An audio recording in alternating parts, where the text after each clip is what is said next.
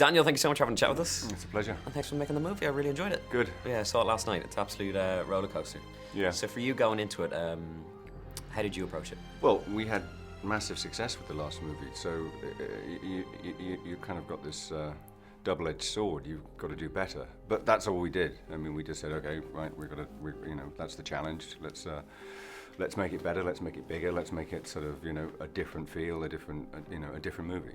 Does that make it exciting for you then as well? It's all exciting. The whole process is incredibly exciting. But it's that's just the graft you've got to put in at the beginning. And we had, we got a great bunch of writers, and Sam and I, stuck our heads together and just said, what do we want? What do we want to do? What kind of movie do we want to make? And it's a completely collaborative effort to just sort of bring the whole thing together.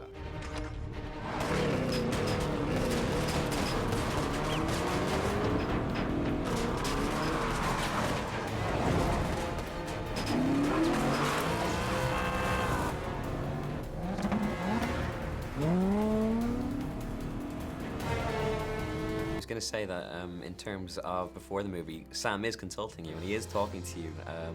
Is that an amazing thing to be part of it on that level as well, and not just, I guess, showing up after the lines? I kind of tend to stick my oar in as much as possible. I mean, and maybe kind of it's not always welcome, but yeah. I've been doing this for 10 years now, and it's I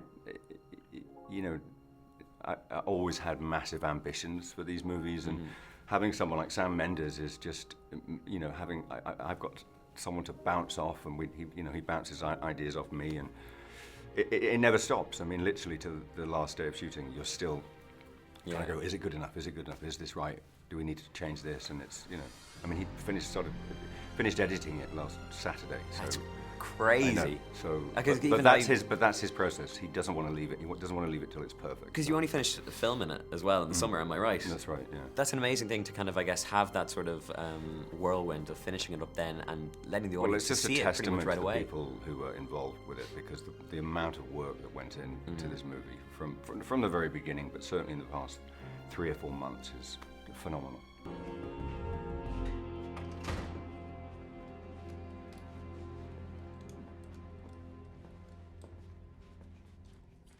Ah, 007. Q? Please excuse the mess. Everything's a little bit up in the air, what with the changes and all. Couple of things to get through. Shall we get started?